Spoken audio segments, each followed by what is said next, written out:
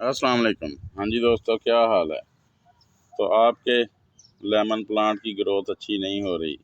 आपके lemon plant पर lemon नहीं लगते या बहुत कम लगते हैं। आपके लेमन प्लांट पर फ्लावरिंग होती है लेकिन वो फूल गिर जाते हैं। तो आज हम आपको लेमन प्लांट्स के लिए कुछ ऐसी फर्टिलाइज़र बताएंगे जिनको डालने से आपके प्लांट की ग्रोथ बड़ी अच्छी हो जाएगी। उस पर नई नई शाखें भी निकलेंगी। आपको अपने लेमन प्लांट से भरपूर फ्रूटिंग भी हासिल होगी। तो इसके लिए कुछ टिप्स भी शेयर करेंगे। और अगर आप हमारे चैनल पर नए हैं तो चैनल को सब्सक्राइब कर लें, वीडियो को एंड तक देखें, वीडियो को लाइक भी करें और दोस्तों के साथ शेयर भी करें।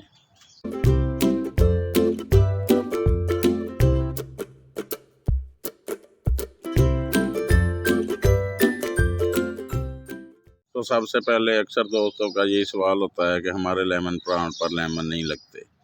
तो उसकी बुनियादी वजह ये होती है कि वो लेमन प्लांट की सही वैरायटी का इंतखाब नहीं करते, या वो बीज से उगा हुआ या कलम से उगा हुआ प्लांट अपने पास ले आते हैं।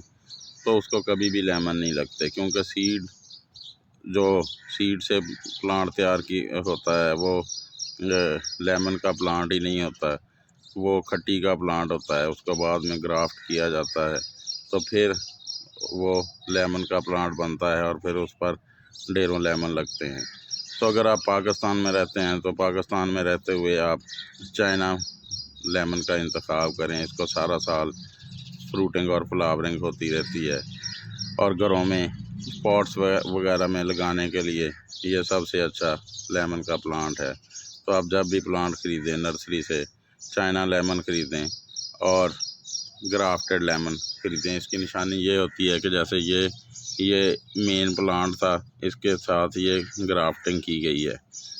तो इस तरह का प्लांट आपने ख़रीदना है।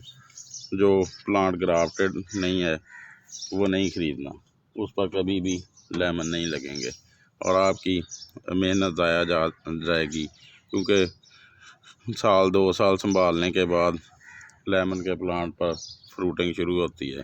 तो सबसे पहली फर्टिलाइज़र, इंसेक्टिसाइड, पेस्टिसाइड, फंजीसाइड जो हम अपने प्लांट में शामिल करेंगे वो है ये नीम के पाउडर।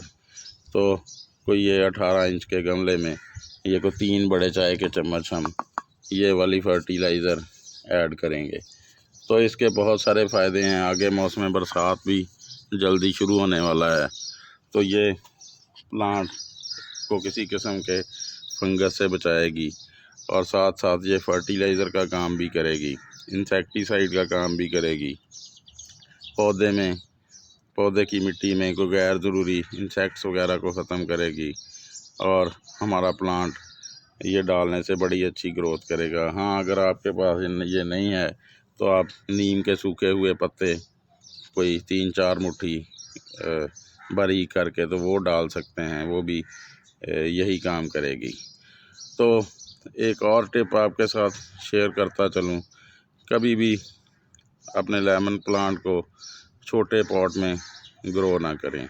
कम से कम 18 इंच का पॉट, बल्कि अगर 24 इंच का पॉट हो तो वो ज़्यादा बेहतर है, क्योंकि इसने साल हर साल इसी पॉट में रहना होता है। बार बार रीपॉटिंग मुश्किल हो जाती है, इसलिए इसको 24 इंच के या 18 इंच के गमले में कम से कम लगाएं।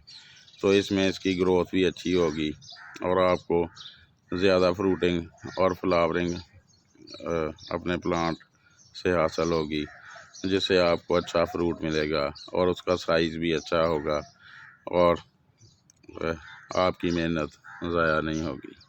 तो अगली फर्टिलाइज़र जब हम अपने प्लांट में ऐड करने जा रहे हैं वो हैं ये केले के सूखे हुए छिलके। ये 5-6 केलों के सूखे हुए छिलके हैं। ये आजकल 1-2 दिन में ड्राई हो जाते हैं, तो इनको छोटे छोटे पीसेस में काट लें। कोई ग्राइंड करने की ज़रूरत नहीं है, ये थोड़े दिनों में खुद ही डिज़ोल्व हो जाएंगे और हमारे प्लांट की मिट्टी का हिस्सा बन जाएंगे। तो ये जो केले के छिलके होते हैं इनमें काफ़ी मकदार में पोटाशियम पाई जाती है और इसके अलावा मैग्नीशियम और बहुत से दूसरे न्यूट्रिएंट्स और अमीनो एसिड मौजूद होते हैं जो लेमन की प्लांट की ग्रोथ और फल के साइज़ को बड़ा करने में मदद करते हैं और वैसे भी फल की क्वांटिटी को भी ज़्यादा करते हैं और प्लांट की ओवरऑल ग्रोथ भी ये केले के छिलके डालने से अच्छी हो जाती है। तो केले के छिलकों का सबसे अच्छा इस्तेमाल इसी तरह है। इसी तरह ये सबसे ज़्यादा फ़ायदा देते हैं कि इनको सुखा कर इनके छोटे छोटे पीसेस करके तो आप मिट्टी में डाल दें, बजाय इसके कि आप इसको पानी में डालकर तो इसकी वो लिक्विड बना कर दें। इस तरह ये बहुत ज़्यादा ये वाली फर्टिलाइज़र फ़ायदा करती है और हमारे प्लांट लश ग्रीन भी रहते हैं, खूबसूरत भी नज़र आते हैं और इनकी ग्रोथ भी बड़ी अच्छी चलती रहती है। वैसे तो लेमन के प्लांट से अच्छी फ्रूटिंग और अच्छी फ्लावरिंग हासिल करने के लिए और इसकी अच्छी ग्रोथ के लिए इसको 6 से 8 घंटे की डायरेक्ट सनलाइट की ज़रूरत होती है। लेकिन कुछ दोस्त जो छत वगैरह पर गार्डनिंग करते हैं उधर आजकल गर्मी बहुत ज़्यादा हो जाती है, तो जिन इलाकों में टेम्परेचर 40 डिग्री से ऊपर है तो आप कोशिश करें कि दोपहर के 12 से 4 बजे की डायरेक्ट सनलाइट से अपने पौधे को बचाएं।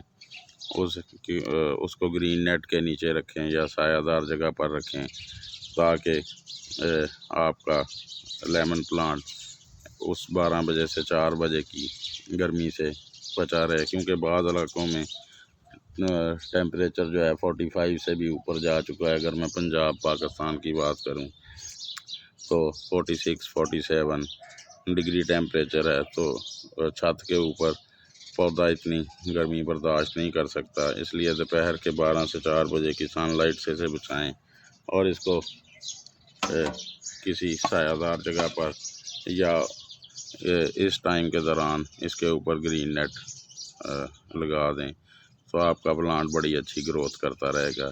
तो अगली जो फर्टिलाइज़र हम इसमें ऐड कर रहे हैं, ये 18 इंच के गमले में मेरा लेमन प्लांट लगा हुआ है, तो ये 100 ग्राम के करीब ये पत्तों की कंपोज है। ये हर नर्सरी से मिल जाती है, वैसे भी कोई इतनी महंगी नहीं होती। तो दूसरी इसको डालने की वजह यह है कि ये ठंडी खाद होती है जो हमारे पौधों को नुकसान नहीं पहुंचाती। इसकी जगह अगर हम काऊ डंग वगैरह शामिल करते हैं तो वो गर्म खाद होती है जिससे हमारे पौधे की ग्रोथ मुतासर हो सकती है और वो ख़राब हो सकता है। इसके अलावा आजकल गर्मियों के दिनों में किसी भी केमिकल फर्टिलाइज़र का इस्तेमाल भी आप ना करें।